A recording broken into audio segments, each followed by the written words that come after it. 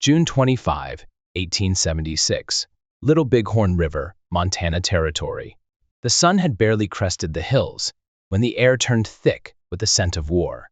Along the Little Bighorn River, a sprawling encampment of teepees stretched nearly 3 miles, an unprecedented gathering of Cheyenne, Sioux, and Arapaho warriors, united in a defiant stand against the tide of American expansion. Among them was Wooden Leg, a young Northern Cheyenne warrior, his heart pounding with the weight of what was to come. They all went crazy, he would later recall, his voice steady but haunted.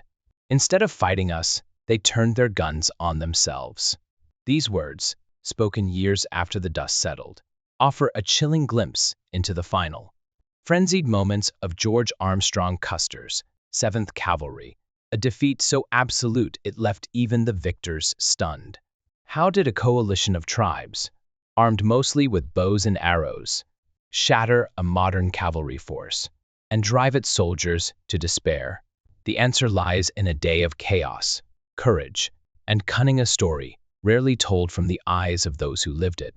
The morning of June 25, 1876, dawned quiet, deceptively serene. Wooden Leg, like many in the camp, had barely slept.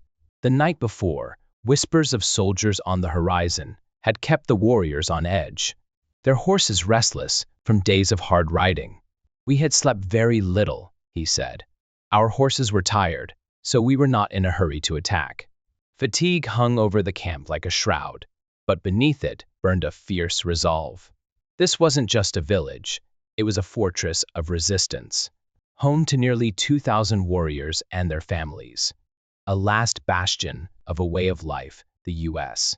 government sought to erase. The Black Hills, sacred to the Lakota, glittered with gold, and white settlers hungered for the land. The tribes here, the non-treaty bands, had rejected the reservations, choosing freedom over chains. Now, that choice had brought the enemy to their doorstep. Scouts returned at dawn, their faces grim. "Soldiers," they reported, pointing to the dust rising in the distance. Wooden Leg squinted across the river, catching glints of metal and movement. The camp stirred to life. Warriors painted their faces with streaks of red and black, tied medicine bundles to their belts, and checked their weapons. Guns were scarce. Most carried bows, their quivers bristling with arrows tipped for war. "Guns were not plentiful among us," Wooden Leg noted. "Most of our hunting had been done with bows and arrows, but what they lacked in firepower, they made up in skilled archers who could loose a storm of arrows with deadly precision, high arcs that turned the sky into a weapon." At the heart of the camp stood Sitting Bull, the Hunkpapa Lakota holy man whose visions had foretold this day. He was the old chief of all the camps combined, Wooden Leg said, reverence in his tone. Sitting Bull wasn't a warrior in the saddle, but his presence unified the tribes, his words a spiritual fire. On the battlefield, though, it was Crazy Horse, the Oglala war leader, who would wield the spear of command, his ferocity, a legend, even among his allies. Together, they faced Custer's 600 men, a force armed with Springfield rifles and Colt revolvers, confident in their mission to crush the hostiles. The first shots rang out mid-morning, a skirmish sparked by a reckless young Cheyenne who charged too far ahead. He rushed forward, and some Indians with the soldiers chased him, Wooden Leg recalled. Crow and Arikara scouts, bitter enemies of the Sioux and Cheyenne, rode with the cavalry, eager to settle old scores. Wooden Leg and his companions spurred their horses, cutting off the pursuers and dragging the young warrior back to safety. But the clash lit a fuse. Across the camp, war cries rose, sharp and wild, as warriors mounted up. Two Moons, a Cheyenne leader, rode through the teepees, his voice cutting through the din. "The soldiers are coming. We fight on our terms, hold until the signal." The battlefield erupted in a whirlwind of motion. Hundreds of warriors, Cheyenne, Sioux, Arapaho, swept across the valley on horseback, not in rigid lines, but in a fluid, relentless dance. Many hundreds of Indians were rushing back and forth in front of the soldiers. Wooden Leg said, a faint smile in his memory of their chaos. They darted just out of rifle range, taunting, testing, their horses kicking up clouds of dust. Below, Custer's men formed ranks on the flat ground, their blue coats stark against the green valley, firing volleys that echoed like thunder. But the warriors didn't answer with bullets, they unleashed arrows. Thousands of them, arcing high and plunging down like deadly rain. Not many bullets were fired back at them, Wooden Leg observed, but thousands of arrows were falling among them. The soldiers faltered, their lines buckling under the barrage. Horses reared, pierced by arrows, throwing riders into the dirt. The warriors pressed their advantage, tightening a noose around the cavalry. Some crept through the timber along the river, dragging bundles of dry grass. The Sioux were crawling forward to set fire to the woods, Wooden Leg said. Flames licked at the trees, smoke billowing as the soldiers' cover became a trap. Panicked, a knot of troopers burst out on horseback, racing for the river. The warriors gave chase, whooping and striking with lances and whips. Wooden Leg rode with Little Bird, zeroing in on a lone soldier.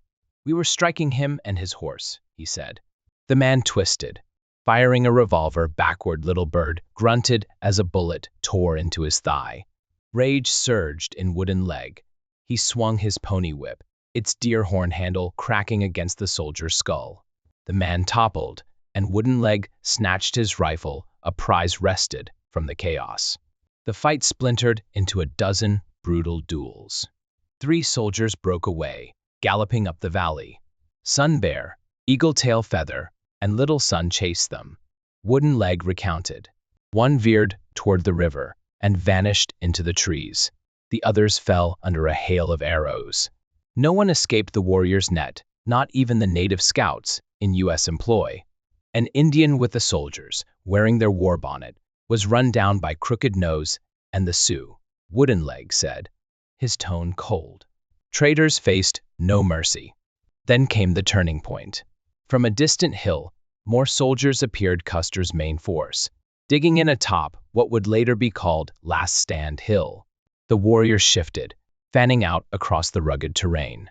Each one chose his own path, Wooden Leg said.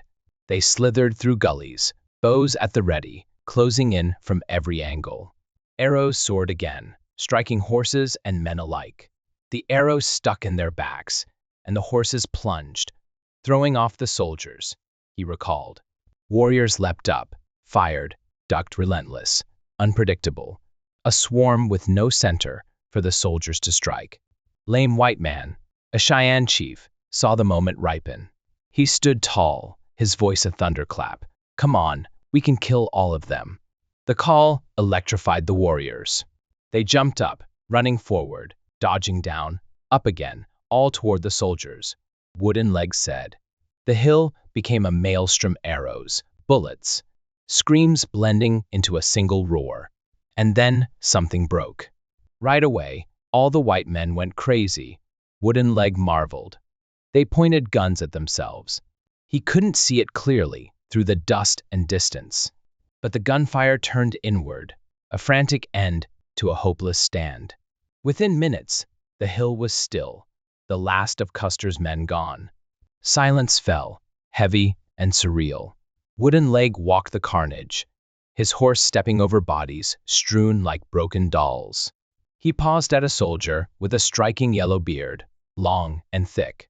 I scalped one side of his face and half his chin to keep it, he said, a mix of curiosity and triumph in his act. Nearby, he found Noisy walking, a wounded Cheyenne, pierced by bullets and stabbed in the side, a stark reminder of their own losses. 6 Cheyenne died that day, a fraction of the hundreds of soldiers littering the field. The warriors scavenged what they could: rifles, bullets, oddities like a ticking pocket watch. It's alive, one said, pressing it to his ear. Some special medicine, they decided, puzzled by its purpose. But victory was fleeting. Word came of more troops approaching. and the leader's Sitting Bull, Crazy Horse. 2 moons chose retreat over another fight. We'll move on, not fight if we can escape. Wooden Leg relayed their decision. Before leaving, the Cheyenne danced around a buffalo hide raised on a pole, their medicine chief blessing the triumph. Wooden Leg's father boasted of his son's deeds, and a new name took root, Wooden Leg, earned in blood and fire. Little Bighorn was a blaze of glory, a testament to the tribe's brilliance, mobility, archery, terrain mastery overwhelming a modern army. Yet, it was their last great stand. Within a year, the U.S. would tighten its grip, forcing most onto reservations, their freedom a memory. Wooden Leg's tale isn't just a battle recount, it's a window into a world fighting to survive, a voice too often silenced by history's victors. Crave more stories from the edge of the past?